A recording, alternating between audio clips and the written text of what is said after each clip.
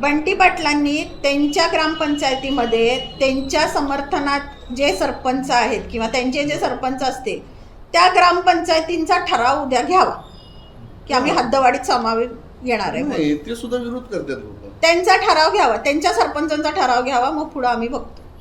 Open challenge. दक्षिणची माझी काही गावं येणार आहेत त्याच्यामध्ये त्यांची पण काही सरपंच आहेत.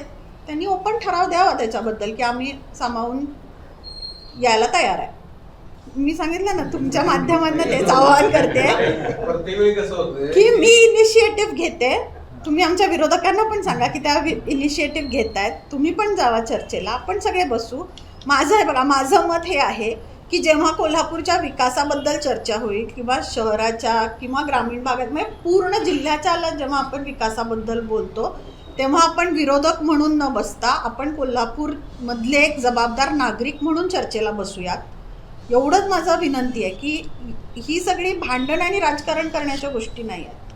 आज पुण्याला सुद्धा जेव्हा हद्दवाढ होते तेव्हा जी हद्दवाढीतली गावं आहेत ती खुशी समाविष्ट होतात महानगरपालिकेच्या हद्दवाढीमध्ये. असं कोल्हापूर जिल्ह्याचं नाही बघत आहे आपण, कारण गेले 15 वर्ष कोल्हापूर जिल्ह्याला मागे कुणी टाकलंय हे लोकांना आता कळायला लागलेलं आहे. गेले 15 वर्ष राष्ट्रवादी आणि काँग्रेसनी यांच्यासाठी काहीही केलेलं नाही आहे. म्हणजे मी शहरात लहानाची मोठी झाली आहे. जसं मी शहर लहानपणी बघते तसं अजून तसंच आहे ते.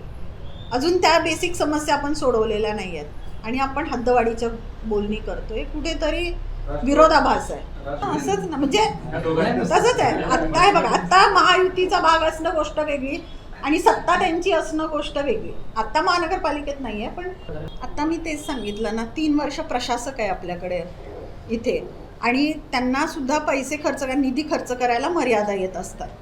लोकप्रतिनिधींनी मागून शेवटी आपण एखाद्या कामासाठी जेव्हा निधी आणतो तेव्हा ते काम 100% त्याच वेळेस होतं असं नाही. आणि 100 कोटी हा निधी जो असतो ना तो टप्प्याटप्प्यात येत असतो. 100 कोटीची मागणी केली म्हणजे 100 कोटी सरकार देतं लगेच, असं होत नसतं कधी. आणि म्हणून मी म्हटलं ना की जेव्हा आपल्याकडे निधी येतो तेव्हा त्याचा विनियोग आपण कसा करतो, कसा लावतो, कुठे लावतो, कुठले प्रायोरिटीनी क्वेश्चन्स घेतो किंवा समस्या सोडवायला घेतो नागरिकांच्या, हे सुद्धा खूप महत्त्वाचं असतं.